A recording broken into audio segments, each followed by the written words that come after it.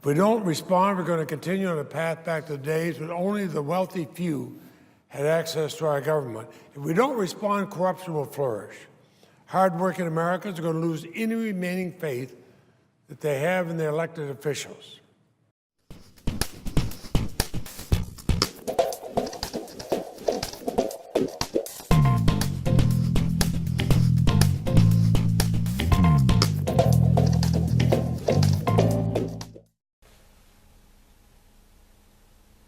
Ladies and gentlemen, that was Senator Patrick Leahy talking about the 2 votes this week to overturn Citizens United. Now, a lot went on with this, and I'm going to talk about this for a little bit today. But let's start with Mr. Leahy himself in the video. I came to the Senate January 1975, the wake of the Watergate scandal. Americans were voicing concerns about the integrity and honesty of their elected leaders. They're concerned about the corrupting influence of anonymous money flowing into elections. The public's confidence in our democratic institution is at a low point. So Congress passed the 1976 amendments to the Federal Election Campaign Act. As a very freshman senator, actually the junior most member of the Senate, I was proud to vote for this law.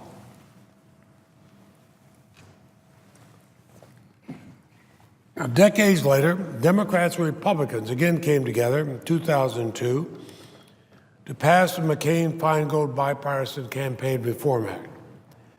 It targeted the use of soft money donations and the unlimited spending that could be done anonymously, used to finance attack ads before an election. Just as we did in the wake of Watergate, our bipartisan effort recognized the need to pass important campaign finance reforms to protect our democracy from corruption, to preserve access to our popular democracy. But it appears today that many of our elected officials and a narrow majority of the United States Supreme Court no longer even acknowledge the corrosive influence of unfettered, anonymous money flowing in to fund our election. Anonymous money. Somebody can try to buy an election, they'll never even have to put their fingerprints on it. They just spend the money.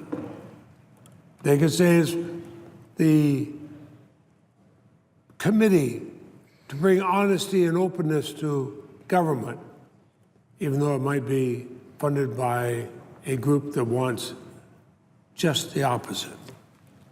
Over the last decade, a slim majority of the Supreme Court has issued one dreadful campaign finance decision after another. In fact, in 2010, it's 5-4 ruling, 5 Republicans on the Supreme Court and Citizens United, the court reversed a century of precedent by declaring that corporations have a First Amendment right to spend endlessly to finance and influence elections.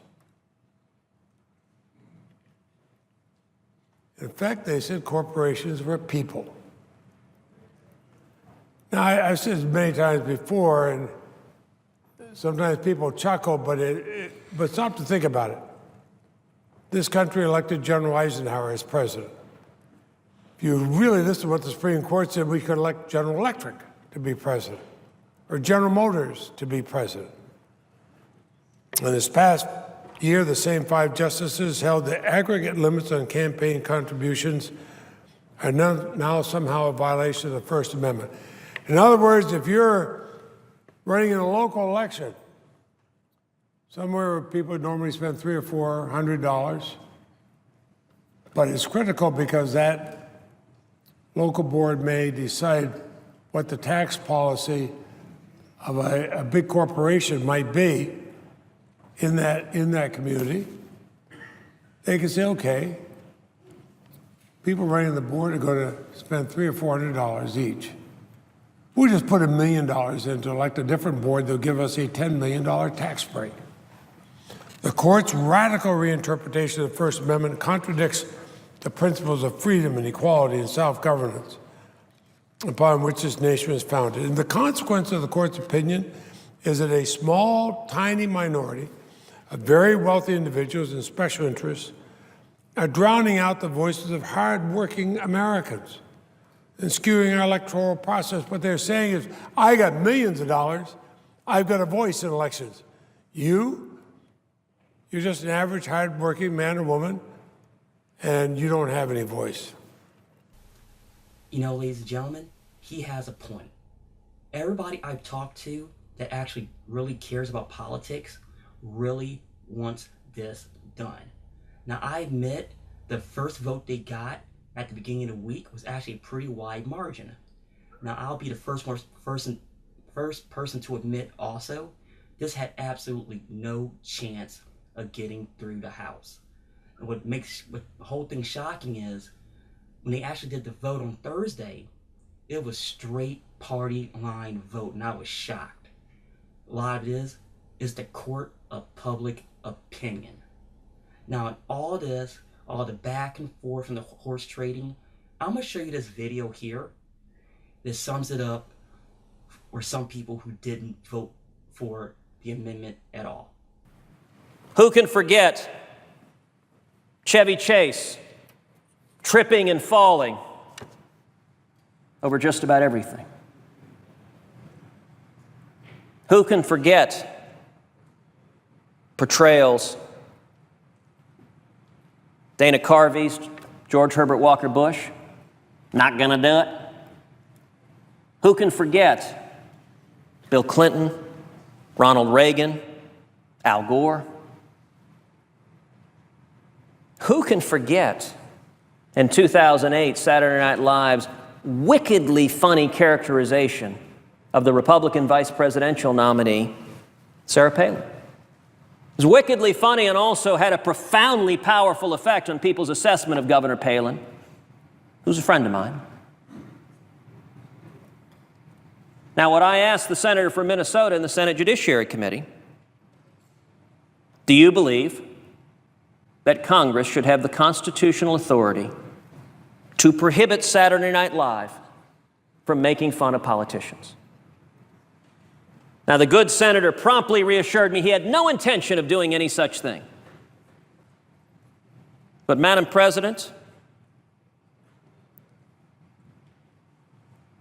what we are debating is not the intentions of 100 senators. What we are debating is a constitutional amendment that 49 Democrats are proposing to be inserted into the Bill of Rights. And so the only question is not the intention of those senators, but rather what would that amendment say? And what the amendment says is for any corporation, Congress would have the constitutional authority to prohibit it from engaging in political speech. Well, NBC, which airs Saturday Night Live, is a corporation. Under this amendment, 49 Democrats have signed their name to, Congress would have the power to make it a criminal offense. Lorne Michaels could be put in jail under this amendment for making fun of any politician. That is extraordinary, it is breathtaking, and it is dangerous. That was Ted Cruz, ladies and gentlemen, trying to equate Saturday Night Live, the First Amendment rights. Mr. Cruz, I got news for you. If you really believe that, then you absolutely have no clue how the Constitution works. And that's pretty damn sad. And there's no guarantee you're going to run for president in a couple of years. Now, watching these videos, looking at articles, I'm going to read you a direct quote from Mitch McConnell in the op-ed he did on Politico. Here's what he said. Not surprisingly, a proposal as bad as the one the Senate Democrats are pushing won't even come close to gathering the votes it would need to pass. But the many Democrats, that's just the point. They want this proposal to fail because they think that somehow it would help them on Election Day. Ladies and gentlemen, Mitch McConnell has a point. And let's be honest, was it an election year trick? More than likely, yes, even though they've been trying to get this to a vote for months. And this will come back around at election time for the people in their districts or in their states, depending on the House or the Senate, might come back to bite them big time. because after all, the court of public opinion matters in this particular topic. We're back, ladies and gentlemen. Now, in this week's social commentary, I'm going to back up and I'm going to tell you exactly what I said last week.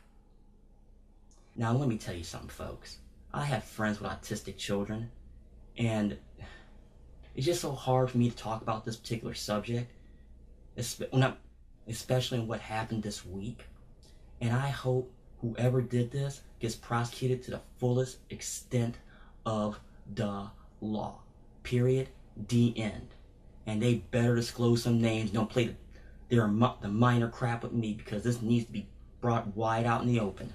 Now, folks, there's a reason why I bring this up. What is going on in this particular topic this year? There's been a lot of it. Now, I'm happy that what happened up in Bay Village came to a resolve. I'll be the first person to admit that.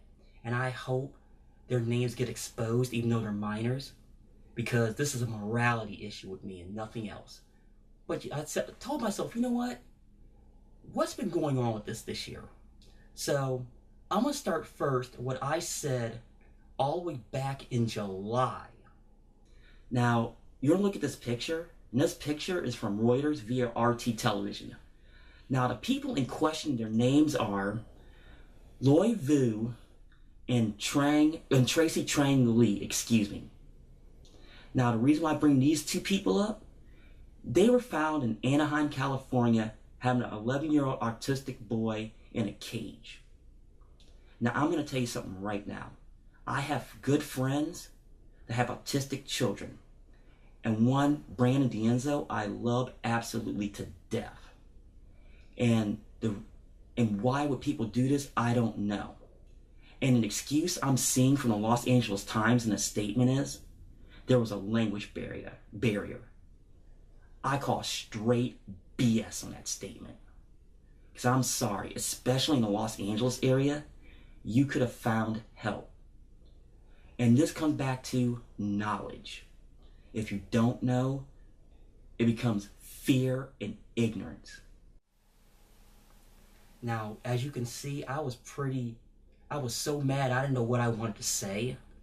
And I'm still mad as hell about that. Now, also you have that happened out in Anaheim. I went back and found a story that I heard about earlier this year, and with the two girls with the autistic boy that they sexually assaulted. Now, in this particular article, they said that, they did a lot of bad things to him. Now, the 17-year-old, and I apologize looking at the camera, Lauren A. Bush, she got charged, and there was a 15-year-old. My issue was this. Where was Anonymous trying to find out the name of the 15-year-old going after them? Was it too easy of a target? Was it because of a woman? It was just flat sick. Now, people who know me, I have a lot of friends who has autistic children, and I'm friends with quite a few of them. And this needs to stop immediately. And if it doesn't, you're going to see some really bad things happening to people that do it. And that's a promise. Ladies and gentlemen, we're back with the final segment. Now, ladies and gentlemen, as you know, I've been working on getting the show better. Now, as you can see, that the sound still sucks. But that's going to change starting next week. I finally got some equipment. Now, as you can see in the video behind me, now the camera in question is an SJ4000.